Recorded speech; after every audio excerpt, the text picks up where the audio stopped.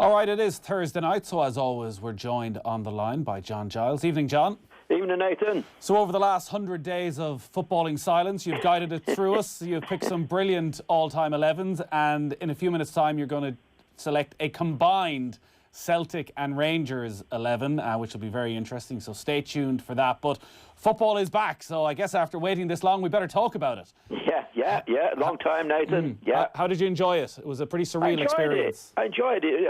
Like if we were playing football every week like we had done up to this night, and you say, "Oh God, I'm not enjoying that," but because we've had we had no football at all. Any sort of football is good, so I enjoyed it. Did you find it strange watching it with the... Did you watch with the crowd noise or without the crowd noise? I watched with the crowd noise. Okay.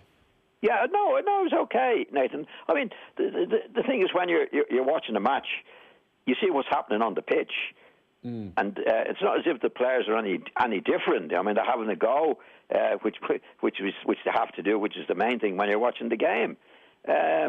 Obviously, you miss the crowd because it does give it atmosphere.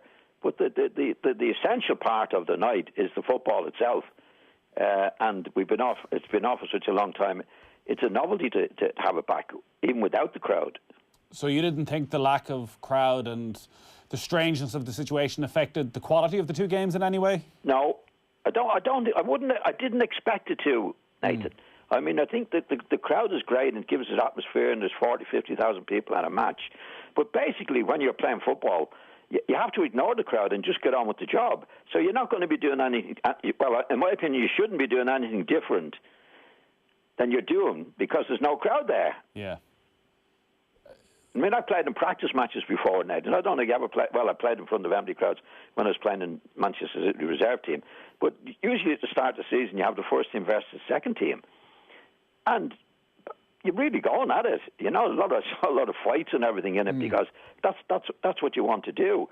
And I always felt as a player anyway, Ned, the crowd reacts to the player rather than the other way around. Right. That's what I've always felt as a pro, because you get the home and away business. I never believed in the away business, you know, because if you're on the pitch in the middle of the field, you want to make a pass to the outside left, the crowd can't stop you. What I found was the crowd could affect the referee's decisions in and around the penalty area. That was my biggest fear of playing away from home, as it were, Nathan. Well, speaking of referees' decisions, because we'll get on to Manchester City against Arsenal, but obviously the big talking point was what happened between Sheffield United and Aston Villa. It was obviously a bad error from the technology, that the goal line technology simply didn't work, and I know the company Hawkeye say it's never happened in 9,000 previous games, but Sheffield United, who've had such a brilliant season, fighting potentially even for a Champions League place, geez, they've every right to feel pretty aggrieved with it. Well, any manager that has that go against him is going to be aggrieved against it, Nathan. That's the way it is. I mean, if you ask the Villa manager, he'd be delighted. Nobody did it on purpose against him. Obviously, it went wrong, but that particular sort of technology has been impeccable since it started, Nathan. You know, the goal over the line has been absolutely brilliant. So there was definitely some mistake from the technical point of view for it to go wrong, and like I would have a certain amount of sympathy for the referee, because he would be waiting to get the signal whether it was over. They only makes a signal that it's over the line, Nathan. So when there was no signal to the referee, he would naturally assume that it wasn't over the line. You know what I mean? Yeah. So he wouldn't be in a good, but they've been so dependent on that particular thing, and it's been so good over the years that the ball over the line, sometimes we've seen it and it's 2 inches over, and it's absolutely brilliant. So I think that whatever the technology is broke down, and therefore the referees would react to that. I know there was criticism from people on VAR who could have done something about it, but they might have been thinking the same thing as well, Nathan, you know. Yeah, it does seem that they were probably too trusting of the technology, assuming that it would work, and that's why nobody stepped in. It's never failed before, Nathan. In my opinion, like anything I've seen, and it's gone on a long time. It's absolutely brilliant. Like if it's 2 inches, a lot of times I see it and I think, I don't think that's over the line, and it shows it's 2 inches over the line, whatever it might be. So I think what they were waiting for the technology to buzz to say it was over the line, and it didn't. So the referees and officials assumed that it wasn't over the line. Yeah. That's the way I would read it. But from what I can gather, the people in VAR, when they saw there was some sort of a discussion about it, could have had a look at it. I think that was a mistake. So a long absence of football, but pretty much the same sort of storylines, a little bit of controversy, and Arsenal been pretty rubbish at defending. 3-0, very comfortable for Manchester City yet again against Arsenal. And can you find a way of summing up David Luiz's performance as a substitute? Well, I think whatever you say about David Luiz, we've said 100 times before, Nathan. This is what I can't understand, that he's still at Arsenal. I mean, he wasn't even on the pitch. He wasn't picked on it. He came on as a sub. But how many times have we seen it, you know? And I think it sums up the position Arsenal are in at the moment, or the state of play at Arsenal at the moment, that he's actually still at the club, and he's not the only one. Ozil wasn't there last night in a group of 20. You know, is Aubameyang, is he having a go? You know, he's running out of contract again at Arsenal. So I saw in the paper the other day, Arteta apparently is going to see the board, whatever the board is, and whatever it is, and wherever it is, he's going to see them. I'd say he's a very, very worried individual, Arteta, Nathan. Yeah, he's got to be when you look at the lack of defensive quality, and as you touched upon, Aubameyang, who's probably their one world-class player, potentially leaving the club during the summer, Saka, bright young player out of contract, and it's going to take a huge step up over the next 18 months or so to even get them back into contention for a Champions League place. Well, they've got to make the right moves, Nathan. I mean, see, when Wenger was there and he had the power that he had, the owners or whoever it might be become envious of it. And I think before he left, he said, well, there's no manager who will have the power that Wenger had again. You know, why not? Look what he did when he had the power to do what needed to be done. They don't like it. Directors don't like it. Owners don't like it. They like to be in charge of the money, and they're not qualified to, in football sense, Nathan. I mean, if you ask some of the owners and directors who pick the players, and that's what they've been doing. I mean, Emery, the manager before, had a big article in the paper a few months ago. He wasn't bringing the players in. So who is bringing the players in? And I found in management, Nathan, that getting the players in that you want and getting the players out that you don't want is 90% of the job. So if that's taken away from the manager by the financial people, that's 90% of the manager's job. Because everybody leaves. Everybody has in football and management, in my opinion, to have a vision of what they want. And to fulfill that vision, if that's the right word, you have to get the players in that you want. That's what you want them to do. You do this and that. But if somebody's saying that I want A and you're given B, that's the position Arsenal are in at the moment. And I think that's what the new manager in would be worried, because he's going to have a big fight to get the power that Wenger had, and that's what's needed. I wouldn't be surprised if he left, Nathan, Arteta. Come the summer, if he doesn't get things his own way, yeah. Before that, because he's the writing is on the wall there. He knows if he doesn't get the power that he wants, he's going to suffer. Right. And his reputation will suffer. And what's very, very good, and good for the managers of today, Nathan, they're all, and I assume all of them, and particularly Arteta, would be financially secure. Like in the old days, in my time and before, managers had to put up with that. You know, they had to say, well, I can't do anything. I might talk them around. I might do this. I might do that. These guys now can walk out. Would it not be hugely... Sorry, would it not be potentially hugely damaging for his reputation to walk out of a job just 5-6 months into it? There's two ways away you can look at it. And if he walked out now, it wouldn't be very good for his reputation. But the alternative is worse. He stays on, doesn't have the power to do what's needed to be done, and he's sacked. That's the choices you have in those particulars. In other words, he has to go to the board or the people in charge there and say, look, I can't work under these conditions. It's not working, and I'm getting all the stick, you've got all the power, and I'm out front. And my team, and it's not my team, is getting criticised, and I'm responsible for it. Are we going to do something about it? Because this is what I want to do. I want to be in charge of the buying and selling of the thing, or else I'm out. And it's not a very good alternative, Nathan, but I think it's the best one. The pandemic and the financial crisis that's probably going to go with it may well change what Arsenal were planning to do or hoping to do this summer. But I guess you'd have to assume that Mikel Arteta did his due diligence and he knew what Arsenal was about and he knew what he was walking into in terms of the funds and the players that were available. Like, is it possible that actually he took this job because he backs himself to be able to improve these young players individually and bring them on? And it might be an instant success, but over a period of 3 or 4 years can bring Arsenal back to where they were under Arsene Wenger? Well, I don't know is the answer now, because I don't know what's in his head. But he could have been given assurances. I don't know. It does happen. I've heard of it before. Managers are promised this and promised that until they get in, and they don't get what they want. And my experience in football is that in my day it was directors, now it's owners and chief execs and that. The owners, or the directors in my time in the management when I was at West Brom, didn't like to give the power that I felt that was needed to do the job. They just didn't. They don't like it, Nathan. You're a manager. You're an employee. That's mostly that. And especially now where the managers are making big money from it. That the owner's attitude is, they've done it with Wenger. I mean, why would they get fed up with Wenger, who's doing a great job for them, Nathan? You know, under the circumstances, he wasn't winning as much as he should, but that was a policy he pursued in the interest of the club because they were building a new stadium. That's what he did. But they said they'll never get a manager again with the powers that Wenger had. Well, that's exactly what they need, but they don't like it. When you look at that Arsenal squad, do you see many players within it that are good enough to play Champions League football, that are good enough to bring them back to being a top 4 side? I don't see it, Nathan, no.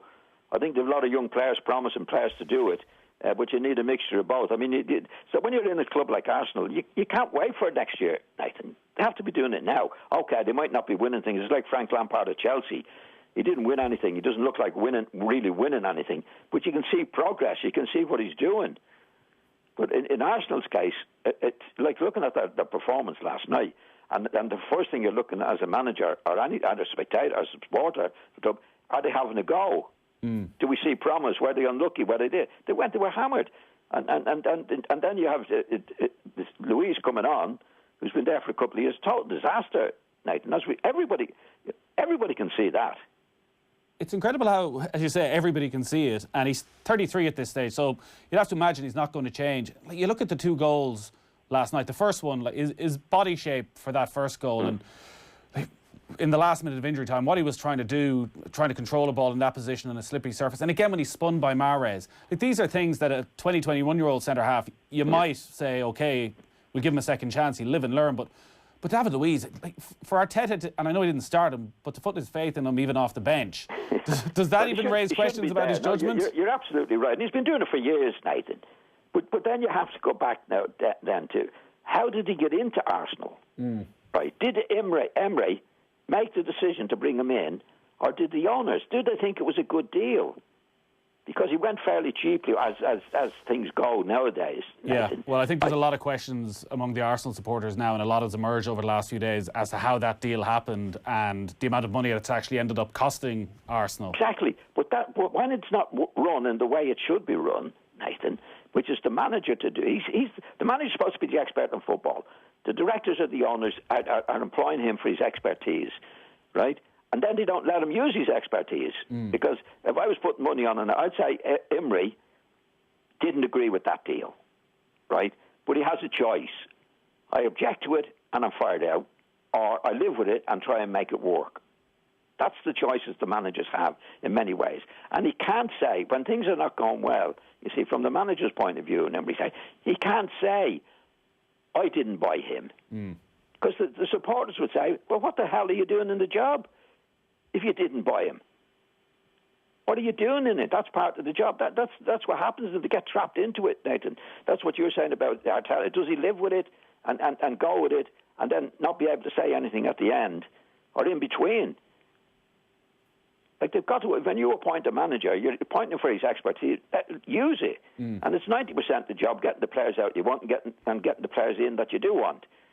And Emery himself, I think, in an article, wasn't in charge of the situation because they did say publicly, we'd never get a manager again with the powers that Wenger had. But he happened to be one of the most successful managers that Arsenal ever had doing what he did. It was only when they stopped him doing what he did that they fell away. Yeah. Just a word on Manchester City's performance then. It was relatively straightforward. They weren't really tested at all. And in particular, Kevin De Bruyne's performance. We were doing commentary of the game last night, and listen, there was obviously some real moments of magic from De Bruyne. But there were times as well, I know, during commentary, we were mentioning, he's quite sloppy at times. And first game back, a few mistakes here and there. And a lot of the conversation after the game then seemed to be around De Bruyne, showing again why he's the best central midfielder in Europe right now. Yeah, well, I don't. I think he could be the most talented, Nathan. But I don't think he's the best. He's too. What was I say? He's too grumpy for my liking. He gets his head down. If he gives a bad pass or he gives a good pass, and one of his colleagues miscontrols it, he's shaking his head. He's not getting back. He's moody. And I've never seen a great player that was moody. Really? No. I would have thought that was almost part of the makeup of a lot of great players, that they were a bit cranky with players around them. No, they're demanding. But they're not grumpy. Right. And usually with the great players who are like that, they're never raising their hands up in the air. I've seen De Bruyne. He gives a ball, it's miscontrolled, and his hand is up in the air. In other words, he's showing everybody in the ground, what's this idiot doing? That's the way it comes across in a professional way. And the policy should be, you can get close to somebody on the pitch. So what the hell are you doing? Come on, buck up. But nobody in the ground knows that. You don't show anybody up, a fellow pro, on the pitch. You just don't do it. You get resentment. You get resentment in the group. But if you get a guy who does it, and does it quietly, nobody else knows about it. You could be giving them a right rollicking. You say, come on, get a grip of yourself. Don't be, come on, get going. But nobody knows about it. But if somebody makes a mistake and you put your hands up and turn around into that, you say, oh, look at De Bruyne, he doesn't like that. Neither does the player. And he's like that now. He's moody. If it's not going his way, he's moody. He's talented. I think he's the most talent and of one of the best players in Europe, talent-wise, Nathan. That talent is one thing. You take the great Messi, for example. Do you ever see Messi getting onto his players, Nathan? Maybe not publicly. Yeah, maybe. No, but you don't know. Well, the fact that you haven't seen it means he could be given the biggest role. What I'm saying is, you don't know about it, and the players that you're giving the bollocking to knows that nobody knows except you and him. Not the whole crowd, right? And he's inclined to get his head down. If he gets a pass or he's not playing well, he's too much of it from him. Ability-wise, absolutely brilliant. Attitude, in my opinion, stops him from being one of the great players. And do you think does that affect his teammates? Of course. I've never met anybody, Nathan. Footballers the best. We're all human beings, right? So he's shown me up to the crowd. Nobody likes it, Nathan. Nobody likes it, and you can do the job. Like I played with players where I didn't get on with them particularly well, but they wouldn't do that. I'd respect them. It's respect more than liking. But I've never seen anybody ever, as a professional footballer, agrees or likes what somebody's doing in the situations that De Bruyne does it. It's not right. Everybody, and the thing is with players, everybody makes mistakes. Everybody. The best players in the world make mistakes, right? So you don't expect anybody to be having a go at you or letting the public know what you think of them, and then do it yourself afterwards. Nobody likes it. And it's what breeds. They only talk about good team spirit, Nathan. Yeah. That's where the team spirit starts, on the pitch. And you go into the dressing room and you can have the biggest row you've ever had in your life. I mean, I had unbelievable rows with Jack Charlton. Unbelievable. Right? But that was the end of it. It was in the dressing room. And I've never heard of a dressing room yet, Nathan, that didn't have big rows. But in the dressing room, not on the pitch. Yeah. Would you square up to Jack Charlton? I wasn't that brave. I would keep up to him vocally. Yeah. It never got to that stage. Yeah. But there'd be rows. I'd have rows in the dressing room with Norman Hunter, who I'd have got on brilliantly with over certain things.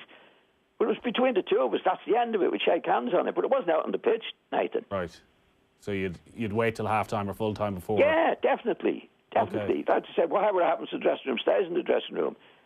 But De Bruyne we're talking about particularly, he's too moody for my liking, right. Nathan. He can be brilliant, and he has the qualities, definitely, skill to do it. But he's too temperamental for my liking at times. Yeah, no, it's interesting because I think it's a side of the game maybe people don't fully see all the time. And obviously, for all his greatness, they are still 22 points off the top of the league at the moment. Talking about great midfielders, we've been picking your all-time 11s, and Graham Souness has been in your Liverpool 11 and your Scotland 11. And who knows, maybe he'll be the first to make 3 teams when you pick your combined Rangers-Celtic 11 in a little while. But there was an interview with Graham Souness in the Examiner earlier in the week. He was talking to Larry Ryan of the Examiner, and Larry Ryan brought up your Scotland 11 and the story you were telling of the first time you went up with Graham Souness and a tackle and a little coming together that may have happened in that match. I'll read you what Souness said. Okay. He said, I can remember it vividly. I can remember Ayresome Park because he was an absolute rascal. I was a lot bigger than Johnny, and I was a lot bigger than Billy Bremner, and I can remember playing against that Leeds team, and I'm 20 years old. I'm diving into tackles, and I might have been trying to catch Johnny. I never did. It's no longer there, but I could take you into Ayresome Park, by the corner flag. Someone's played a short corner to me, and as I played it first time, I didn't know he was on my shoulder, and he's just gone, have some of that. 6 studs, a real stinger. Yeah. Apart from being someone who could very much look after himself, he was a top performer, a master craftsman, a proper player, but a nasty little bastard. Well, I would agree with that, most of that, Nathan, but it's a bit one-sided. I was reacting to having a couple of knocks from him. He left that out. But when somebody's telling the tale, he doesn't say that. Graham was a great player, Nathan. I played him when he was... but he had a habit too when he was chasing down the backs of your legs and that, Like, he was no angel. He was no angel, but he was a terrific player. I mean, that was all part of the game, Like, that's what you did. You take it, you give it, you have to take it. And that was it. But we had a couple of tussles like that, all right, Yeah. The line "a nasty little bastard" is a great line because it's full of respect, actually. Because Graham Souness, everything he said throughout that article was just full of respect. Like, do you like the fact that that's how Graham Souness remembers that time? Yeah. Well, that's the ultimate compliment. If you're getting compliments from your fellow pros, and he would say a nasty thing, like in the world of professional football that Graham was in and I was in, it's actually a compliment. He did give you another compliment, I'll say, as well. He said, there's 3 players I never laid a finger on in my career. One was Zico, too cute, had a radar. Another one was Alan Ball, and I've got to throw Johnny Giles in there as well. I caught Bremner a few times, but I could never lay a finger on Johnny, and he reminds me of that as well. Yeah, he could take it, obviously. If you give it, you have to take it. But that was the times that was in it. You know what I mean? That's why the nasty thing would be a compliment, because there was no protection from referees or anything, Grievous bodily harm was a yellow card, and you had to do something bad to do that. So the game was full of that, especially if you're regarded as a skillful midfield player. They've got to put this fella out of the game. That was the attitude. So you either had to retaliate to that to show that you weren't going to be put out of the game, or take it and you would be put out of the game. That was the choice that you had. Yourselves. And they wouldn't think any more of you. They would say, "Oh, you want to play against him? Give him a rack, give him a good knock, and he pack it in." That was that would be the professional way in those days. It's still there today, except that you can do very little now, Nathan, with the referee and the replays and being sent off and yellow cards and that, Yeah, nightmare it is for the current players, isn't it? It's good company. There's a lot of acting going on, which I don't like, Nathan. Yeah. I mean, there's some great players today, as there were in my day, obviously. But in that particular element in the game, there wasn't the diving and looking to get. You never tried to get, in my opinion, there was nobody tried to get anybody. Well, it was very hard to get anybody booked anyway. But you didn't try to get anybody booked, and you had to retaliate. Do you know what I mean? You never wanted to get anybody sent off, but you wanted to have a go at them. And if you got a knock, you wanted to get up straight away. More or less like a kid. You didn't catch me. Yeah. That was it, more than lying down and trying to get the fella booked. What you were trying to do was get your own back on him. All right, we need to take a break. We have the football show coming up. John is going to be picking his all-time combined Celtic and Rangers team.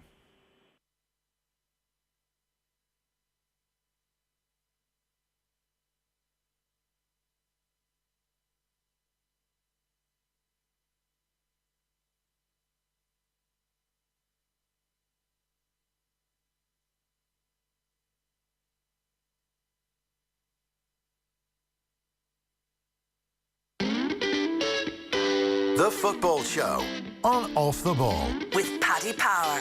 Remember sport? That thing you used to love? It's back.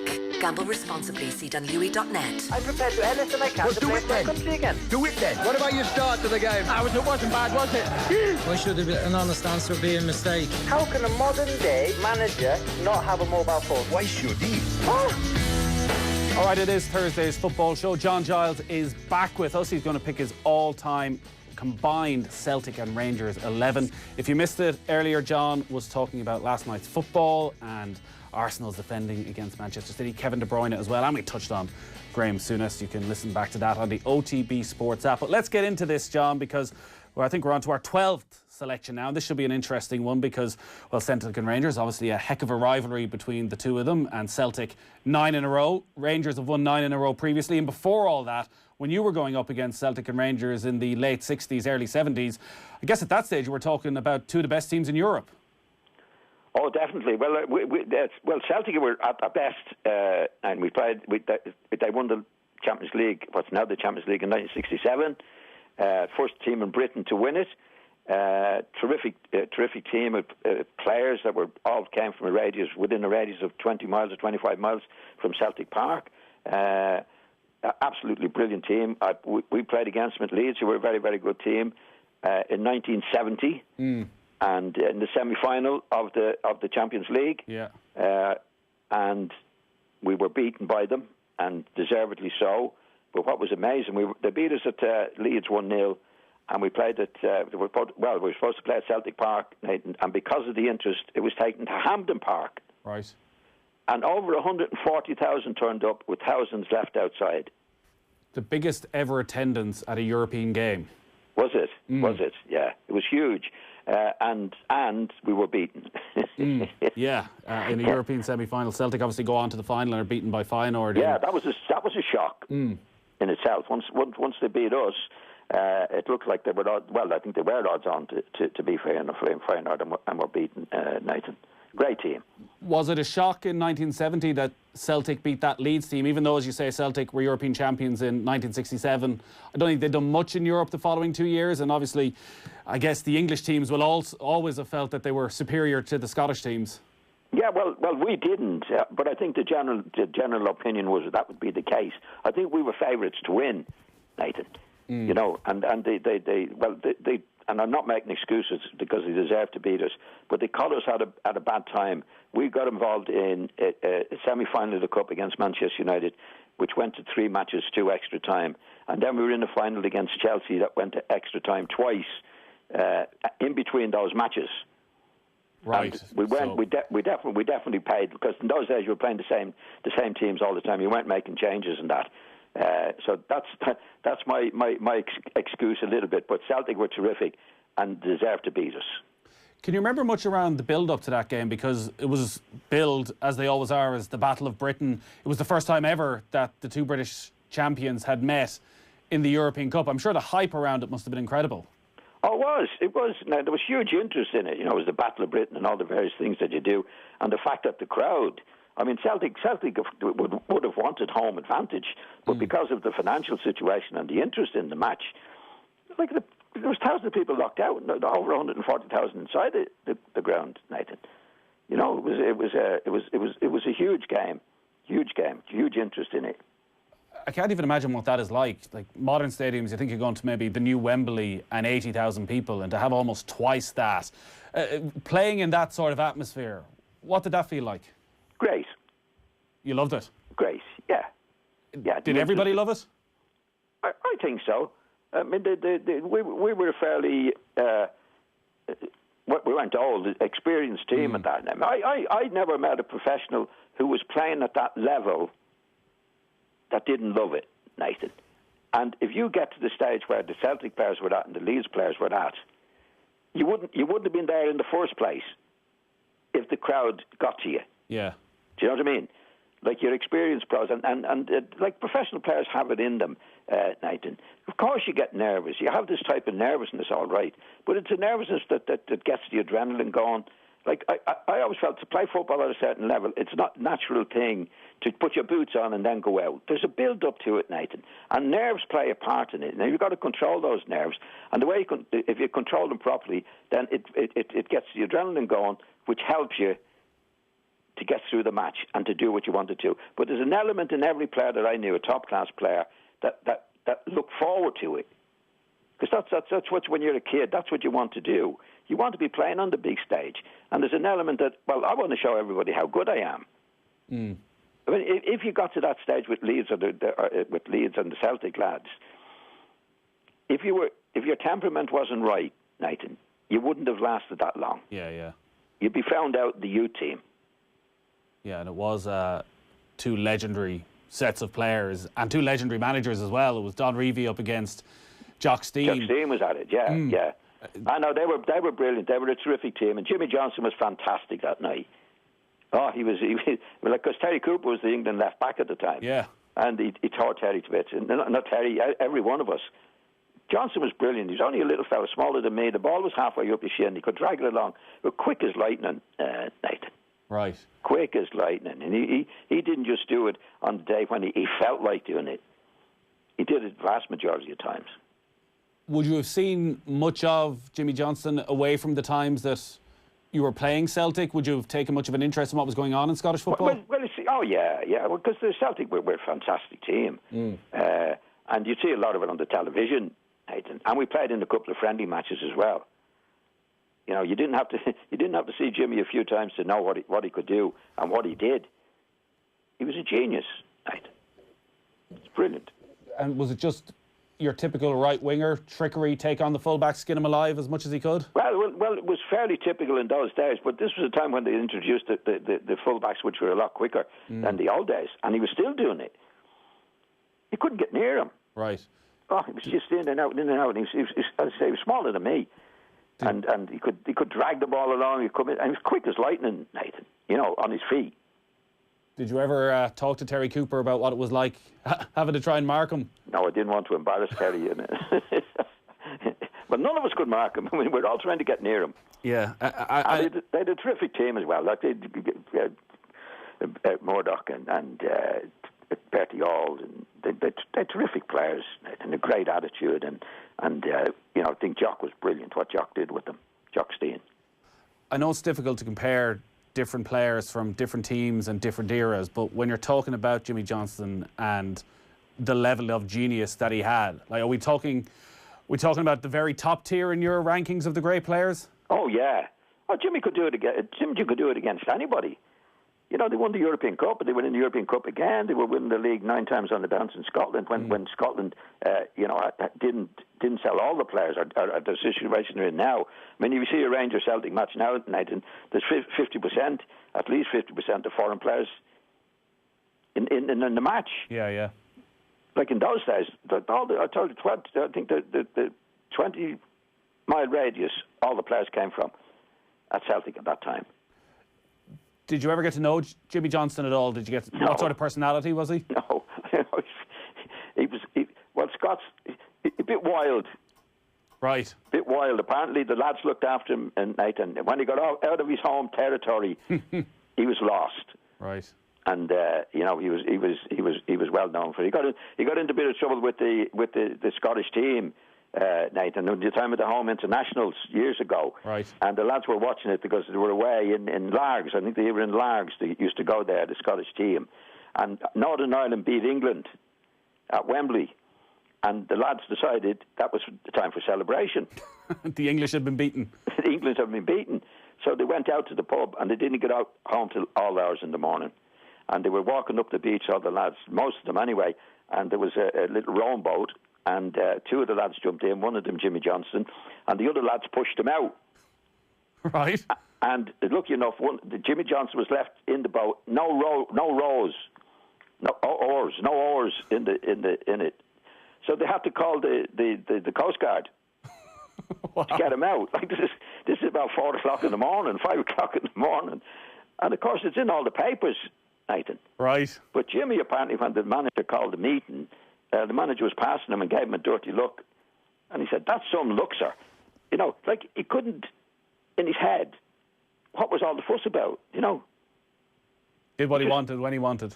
Well, yeah, he was just a bit wild, you know. But the lads looked after him well. He was a real Glasgow lad. Didn't like moving out of Glasgow.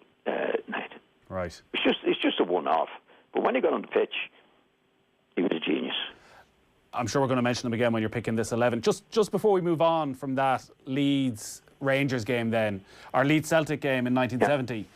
For Billy Bremner, can you remember what he was like around that game? Because it must have been a huge occasion. This Scottish hero who grew up a Celtic supporter, from what I've read, you know, could have ended up playing for Celtic, but his father didn't want him getting involved in any sort of a Celtic-Rangers rivalry, so went to England instead. It must have been one of the biggest games of his career. Oh, it was. And Billy scored a fantastic goal that night. You know, we were, I think we went in front to make it 1-1 from the away tie. But Billy was a real Scot, you know. He captained Scotland, and he would have been a real Celtic supporter. But you get that, you know. I remember Joe Jordan come to us, Scottish lad. Peter Norrimer wasn't. Eddie Gray, of course, was. You got that, but obviously when you're playing against him, Nathan, then as far as they were concerned, you just go out. You wanted to win. Anyway. Yeah. But there would have been a huge interest. There would have been a huge interest from those lads, right enough. Let's get into our team then. It's a combined Celtic-Rangers team. It'll be a 3-4-3 formation. Now, once again, we'll give a couple of mentions to some of the full-backs who could have been in there, but 3 centre-halves you're going to go for. Let's talk goalkeepers, because it's come up a couple of times during this series. I think that Scotland maybe doesn't have the greatest reputation for goalkeepers. So the shortlist you've gone with Paddy Bonner, Chris Wood and Andy Gorm. Who's your selection? Yeah, I've gone for Paddy. Right. Paddy was a star for a great servant for Celtic for years and years, Nathan. I think he made 364 appearances for Celtic, Paddy. Yeah, he was there a hell of a long time. I think. Yeah, he'd be a real hero, I think, with the Celtic supporters, and deservedly so as well. It's funny, we were, obviously, I think you picked Shay Given in your Ireland 11, and it sparked a lot of debate about Paddy Bonner and just how good a goalkeeper he was, because we all remember Italia 90 and the penalty saves, and actually watching back the England game from Euro 88, he made a number of brilliant saves in that game as well, though Jack Charlton was quite critical after the match. But then there were mistakes at times in his Ireland career. Was there a problem with consistency, or are we sort of looking at things slightly differently 25 years on and not remembering just how good he was? Well, all goalkeepers make mistakes at some stage, Nathan. But if he's playing 642 matches for Celtic, he wouldn't have lasted that long. Of course, everybody makes mistakes, particularly goalkeepers, and everybody remembers that they made. But Paddy was a terrific goalkeeper. I mean, Shay Given was a terrific. It was great to have the two of them. I mean, I just went for Shay because he's a great goalkeeper as well. But I'd have the highest respect for Paddy, and definitely would no problem picking him in the two of this team. Yeah, perfect. This team, yeah. Celtic's Paddy Bonner is the goalkeeper on this team. Let's talk defenders then. 3 centre-halves, and again, you have them in a short list, so I'll run through some of them. David Weir, Mick McCarthy, John Clark, Terry Butcher. Yeah, I've gone for Terry Butcher. Okay. Yeah, Terry Butcher was he was part of the exodus, if that's the right word, that Graham Souness did when he went to Rangers. He reversed everything, Nathan, because the English clubs used to always buy the Scottish players. And this is the first time this ever happened, when Graham went as manager of Rangers, obviously had the money to do it, to do what needed to be done. And he brought the English players in, and Butcher was an outstanding player. He was clearly very highly rated. Like, obviously a bit of a sliding doors moment in his career when he's on the verge of going to Manchester United, gets injured. United don't go through with the deal. They sign Steve Bruce instead, and obviously Bruce goes on to become a legendary figure and win all those titles. Butcher's quality, though, as a defender, how good was he? I think he was better than Bruce, myself. Okay. Steve Bruce was a good player. Butcher was a big lad, Nathan, and sometimes you get big lads. They're not necessarily aggressive, but he was aggressive. He was a bit like John Terry. Right. That's the nearest I could come to him. Big, strong. You wouldn't take any liberties with him. Good in the air and a good competitor. Yeah. No, he was a hard nut. You wouldn't be messing around with him. Yeah, and I guess everybody does that iconic photo with the bandage on his head and the blood flowing out. It was John Terry-esque in that sense, in putting his head places where he probably shouldn't. No, definitely. He's a top class defender, and going to Rangers. Rangers at that particular time, Nathan. As I said, Souness reversed all that thing with the England players going up there instead of the one-way system of Scottish players coming to England. And Butcher was I think he was a big success for them. All right, so Terry Butcher of Rangers is the first centre-half. Let's go through the second list of defenders then. You have Willie Miller, Colin Hendry, Graham Roberts, Billy Mcneil, Virgil van Dijk. I've gone for Billy Mcneil. People might say Van Dijk. Van Dijk, I think, will be a great... I think he was a terrific Celtic player, but I think he'll be known as a great Liverpool player. And he when I say only, I think he only played 70 matches for Celtic, Celtic, whereas Billy Mcneil played 486, and they might be just league matches. So I'm going for the service that they gave the club, and I'm sure Van Dijk obviously will be considered a great player after his time at Liverpool. But I couldn't put him in front of Billy Mcneil or the players that I've picked. Yeah, I don't think you could have any team representing Celtic that Billy Mcneil isn't part of. There as a player, manager, club ambassador for more than 60 years and captain of that Lisbon Lions team. When you played that team then in 1970, those leadership qualities, were they something that stood out when you'd go up against Billy Mcneil? Oh, yeah. He was that type of character. He was just in him, Nathan. He was a big man, quite good on his feet, very good in the air. And he was captain of... he was a real captain. You hear the captain sometimes, and it's a bit exaggerated. But I think Billy was the real Mccoy in that way. He did it on the pitch, did it himself, which was the main thing, and inspired people around him. And I think he had a big relationship with Jock Stein as well. Right. What was he like as a player then? Good. He was quick enough.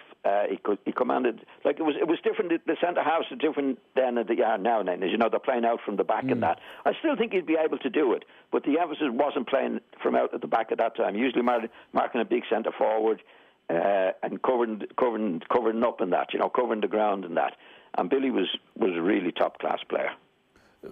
That Celtic team, were they a very stylish team? Look, it depends what stylish is, Nathan. Like the terrific players who could. I mean, I've seen players who Rodney Marsh, for example. People would consider him a very, very stylish player, and he was. But I wouldn't reckon. I don't think he'd get into the Celtic team, for example.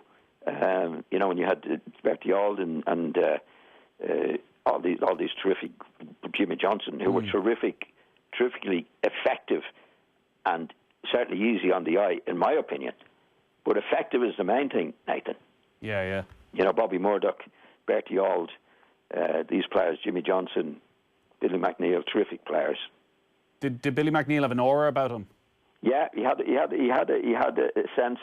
Well, I had a sense of him that when he went out on the pitch, he was going to take responsibility for what needed to be done in his particular part of the pitch, so he could inspire by his own performance people around him. As he would say now, he'd be a real captain. Right. So Billy Mcneil, I think, again, probably one of the more straightforward selections in this combined Celtic Rangers team. Your final centre-back then, the shortest you have are Alan Stubbs, Paul Elliott, Gary Gillespie and Richard Gough. Yeah, I've gone for Richard Gough. Okay, Richard Gough featuring for the second time. He's obviously a player you had a lot of time for. Yeah, he was again a terrific player. He's another fellow. He played over 300 matches for Rangers. He'd be from the Rangers' point of view, Rangers supporters, a real defender. Nathan. He was quick as well. He was aggressive enough, but he was quick. He might have been quicker than Billy Mcneil. Covered the ground well, used the ball well. He was more like a player that played off the centre back than a centre half. Do you know what I mean? Right. In those days, it'd be like Jack Charlton, Norman Hunter. They'd be combined between the two of them. One would be going for the ball, the other would be covering up and that. But he could cover the ground well. He was a top class player. and obviously a brilliant captain as well. Captain Rangers to their 9 in a row, to all 9 of those titles through the 80s and 90s, and quite a coup to get him, considering he'd captained Spurs to the 87 Cup final. He only spent the one season at Tottenham. Yes. And probably funny enough, a player maybe that you don't talk about of the great centre-halves of that era. His name doesn't come up too often. No, he was one of those lads just got on with the job. He wasn't spectacular, he didn't have to be. But as you say, he captained. He's only a year at Spurs, but it shows Rangers at that time were able to buy the best players back up to Scotland, and to do 9 on the bounce as captain. I mean, he has to be a Rangers legend. You know, that's the reason I'm picking the players for the length, a lot of them for the length of time that they spent at the club, and won things at the club. Right, so your 3 centre-halves then are Terry Butcher, Billy Mcneil and Richard Goff. You're going with a 3-4-3, so once again, unfortunately, the full-backs are going to miss out on this. If you were to pick a right-back and a left-back, I know you have a couple of shortlists for the right-back: Danny McGrain, Gary Stevens, Sandy Jardine, David Hay, Jim Craig. Who's the pick of those? I'd go for Sandy Jardine. Right. In that, Nathan. And left side, I'd go for Tommy Gemmell. Right, so you also had Alan Hunter, John Brown and Eric Caldo. Tommy Gemmell as a player, a sort of real legendary name of the Scottish game. What was he like? He was one of the attacking left-backs, full-backs in those days, which there weren't that many of, not like today. You know, that he wasn't a wing-back, Nathan. He was a full-back that came forward at the right time. And I think Tommy scored a spectacular goal, I think, in the final when they won in '67. Not that he was a goal scorer, but he scored a few. He had a good shot on him, but he was expected to attack when it was on to attack, and he could do it. Another big fella, but he was very mobile, bit of a character as well, but they got the job done. All right, so Tommy Gemmell would have been the left back in the team. Let's move on to the midfielders then. You're going to pick 4 midfielders. The first shortlist is Alfie Kahn, Paul Lambert, Jimmy Johnston, Bertie Auld, Dave Wilson and Stilian Petrov. Who have you gone for? I've gone for Jimmy. All right, well, I think we've spoken about what made Jimmy Johnston so great. You touched on Bertie Auld there a couple of times, though, when you were talking about that Celtic team, so you could only pick one or the other. Bertie Auld as a player and his contribution, because he was part of that Lisbon line side as well. Yeah, I haven't picked Bertie in the 4, actually, and I feel guilty about it. He was a terrific player. Bertie was a terrific player. And, you know, Graham's described me as nasty. I was tame compared to Bertie. But Bertie could play. Actually, he was a funny career. He was at Celtic and then he went to Birmingham City, Nathan, for a while, and as a left winger. And Birmingham weren't a very good team. Bertie was always a good player, but when he went back to Celtic, he came back as a midfield player with Jock Stein, and he was brilliant. He was a tough nut, but he could play. Bertie was a top class player. All right, so but Jimmy Johnston, who we spoke about earlier, and the genius that he was, unsurprisingly your first selection in this combined Celtic Rangers team. Second midfielder then, the shortlist for this: Mikel Arteta, Willie Stevenson, Scott Brown, Bobby Murdock, John Collins, Ronald de Boer and Mark Walters. Who have you gone for? I think I've gone for Bobby Murdock there, Nathan. Yeah, talk to us about Bobby Murdock then. Well, again, a bit simple. It wasn't quite as quick as Bertie in the middle of the field, but they were right pair. He was a real classy player. He could get on the ball, he could dribble, he could distribute the ball well, Nathan. Now, he was one that if you were watching, you could really enjoy watching. He was a classy player as well, as being an effective player. Again, he was at Celtic a long time, but real class. Actually, he moved to Middlesbrough. He played in the match that I had to go with Graham later on in his career. Right. But Celtic was his main. They played a lot of matches. Yeah, over 500 appearances for Celtic. Yeah, he was top notch, really, and good to watch. Easy on the eye. It's funny, Jock Stein said he was probably the best player I ever managed, and we've spoken about Jimmy Johnston, who was the genius, but this has come up a lot during this series of picking all-time 11s, how certain managers, there's something about certain players that maybe represent them best on the pitch, and they like them more than the superstar. Did Jock Stein say that about Jock Stein said Bobby? That, yeah.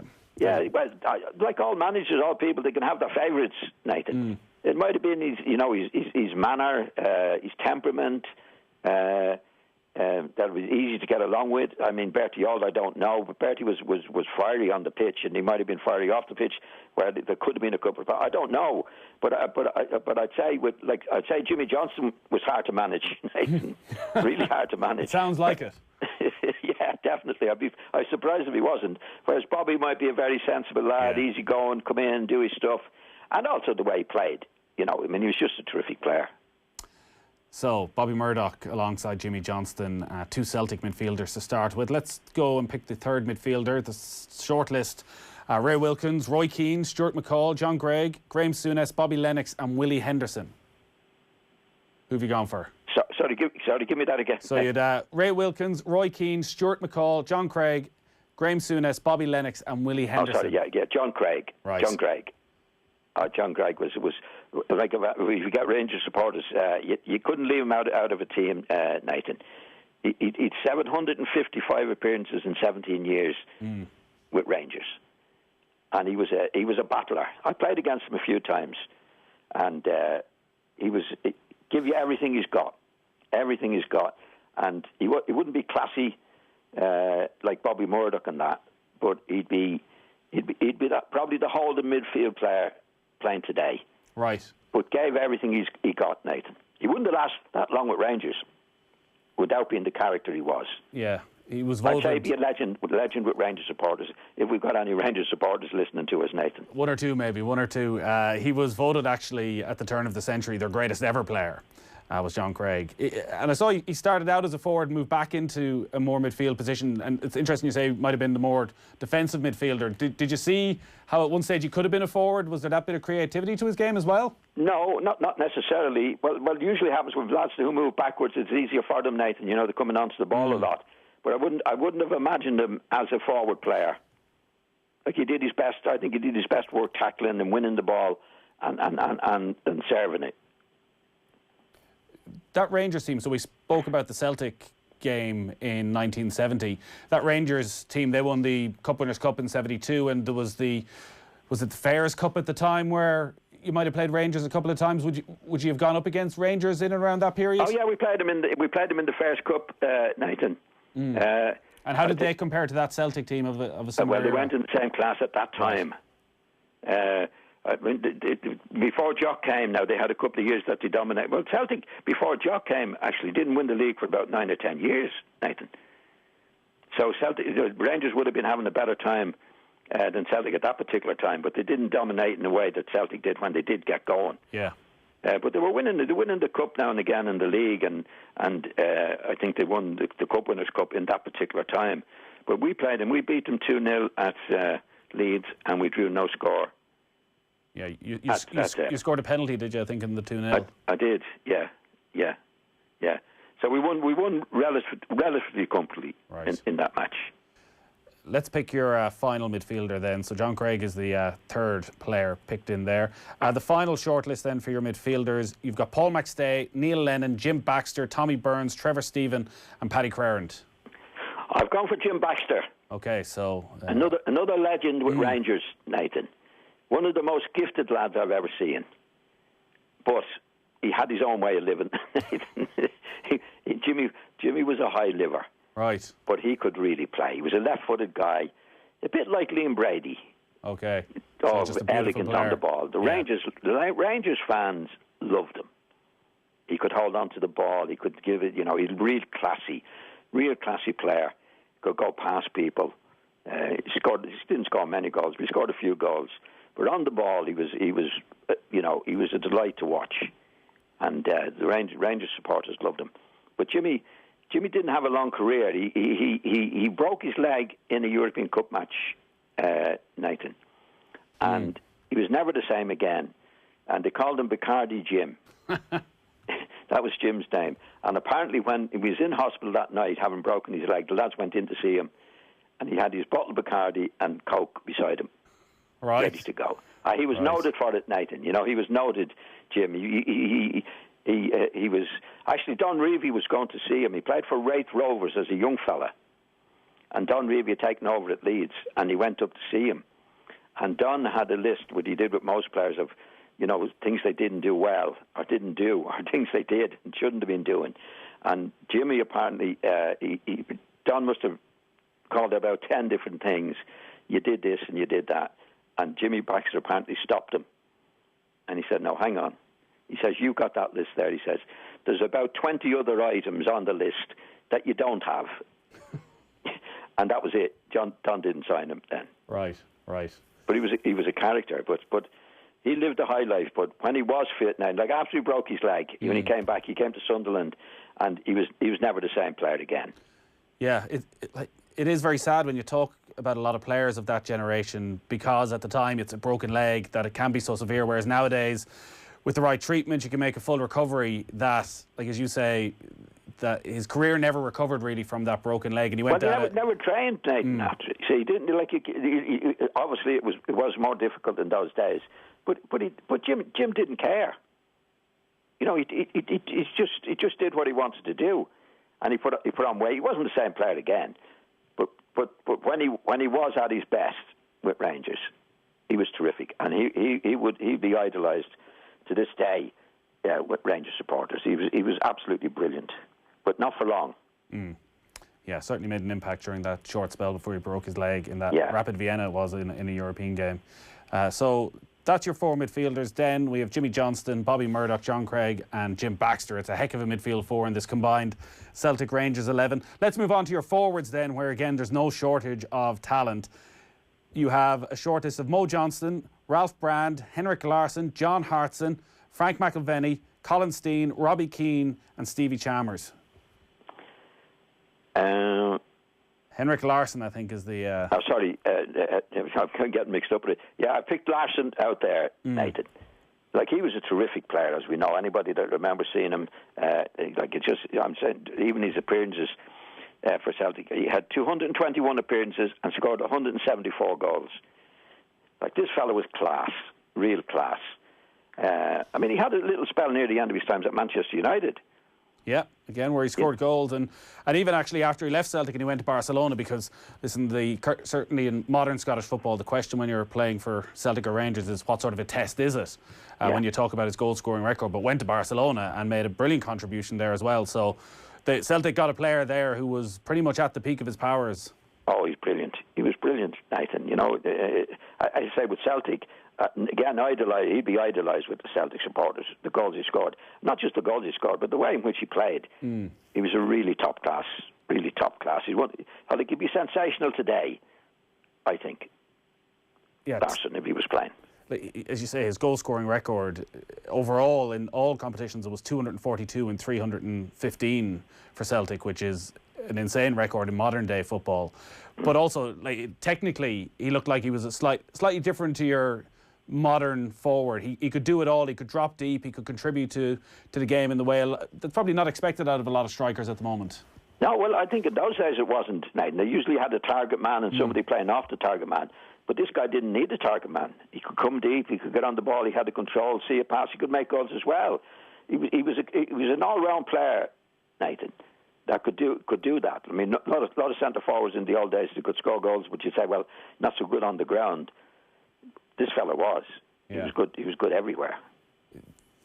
That was a great Celtic team as well. We haven't really touched on them so far because obviously a lot of this side, from a Celtic point of view, is coming from that Lisbon Lions team. But the team that Martin O'Neill put together that got to UEFA Cup final with the likes of Cillian Petrov and Alan Thompson and Jackie McNamara and Henrik Larson, obviously the real star of that team. That was quite an achievement back in 2003 to bring that side all the way to UEFA Cup final. Oh, definitely. Well, any time, Nathan, to do that was a great time for Martin O'Neill at Celtic. And I think before Martin went, Rangers won the league, or somebody won the league by a big way. And I remember thinking at the time, Martin's going to have a big job there to get that thing. But I think he won the league next year, which was amazing. And having players like Larson in your side is a big help as well. But you still have to manage them well, Nathan. You know. Yeah. So Henrik Larson, the first of your three forwards. Let's go through the second shortlist. Duncan Ferguson, Lou Macari, Kenny Dalglish, Mark Hateley, Brian McClare, Pierre Van Hooijdonk, Brian Laudrup and Willie Wallace. Well, it has to be Kenny Dalglish. I think Kenny is one of the great players. I think he's a great player for Celtic. He was a great player for Liverpool. I think he was a great player for Scotland. He was just a great player. And I was surprised. I looked up his goal-scoring record at Celtic. He's played 204 games and scored 112 goals for Celtic, Nathan, before he ever came to Liverpool. And you can imagine the amount of assists that Kenny had. That's what made him such a great player. He could score goals, and usually a guy who scores as many goals as he did doesn't make so many. But Kenny did. Like when he was playing with Ian Rush, we remember him playing for Ian Rush, for example, made loads of goals. He was a real all-round player. Kenny could come deep. His technique was good. He could hold it up. He could even score goals, make goals. Brilliant. Absolutely brilliant.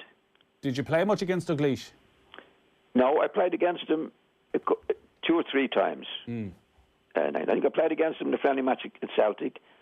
I think I played against him for the League of Ireland team against Liverpool. And maybe another pre-season match when I was at Leeds. And could you see within those games what it was that made him so great, that he's automatic in a selection like this? He's arguably Liverpool's greatest ever player. Yeah, he was like when you're looking at players, Nathan, they have certain things. A big centre forward can score goals.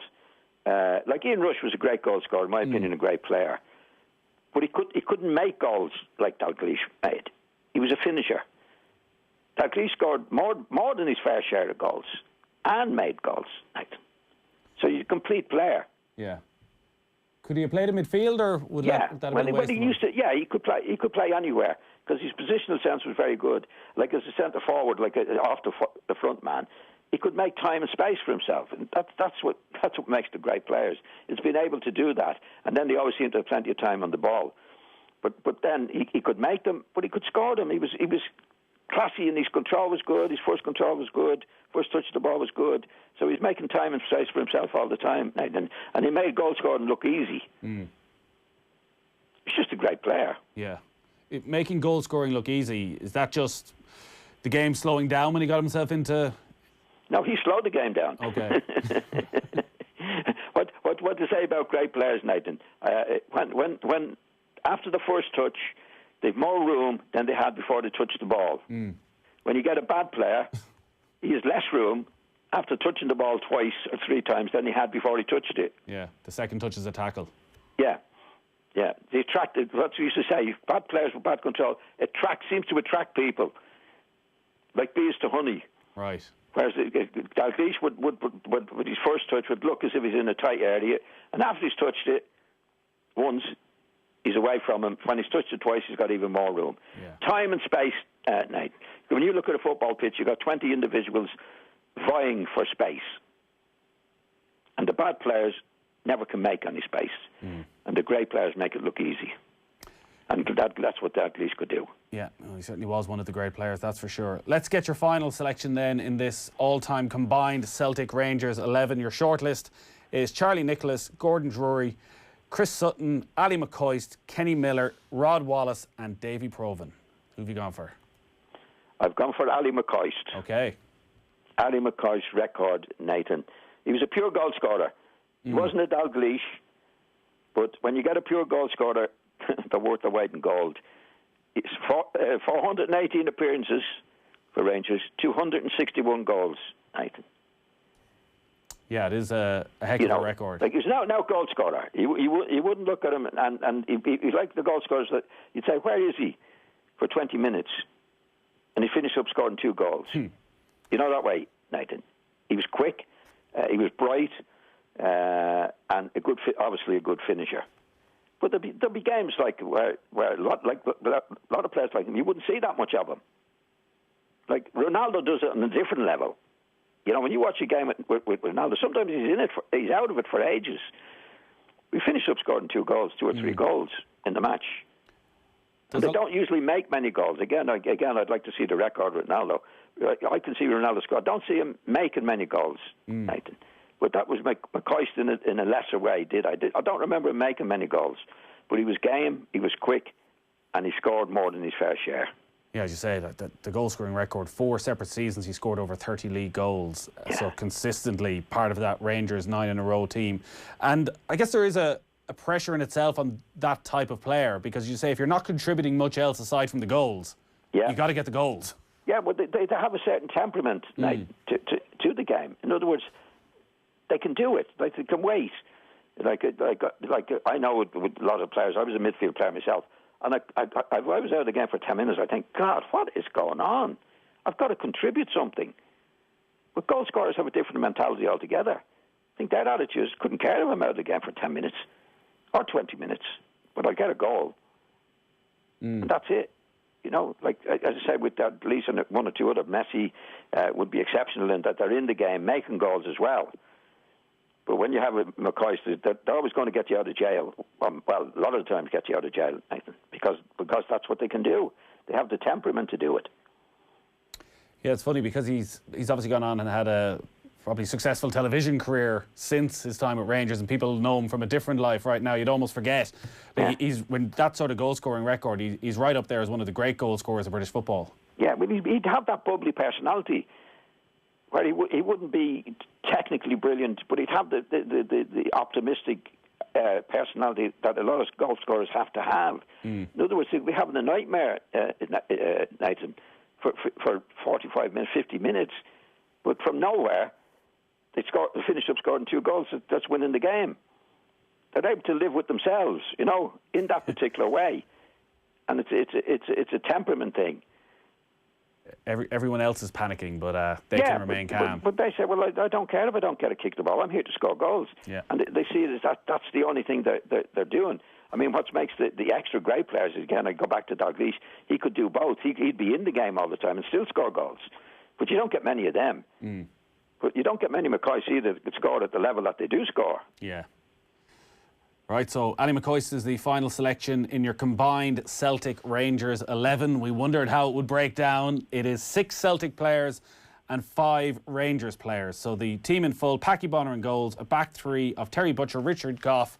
Sorry, I'll go through that again. Back 3 of Terry Butcher, Billy Mcneil and Richard Goff in midfield.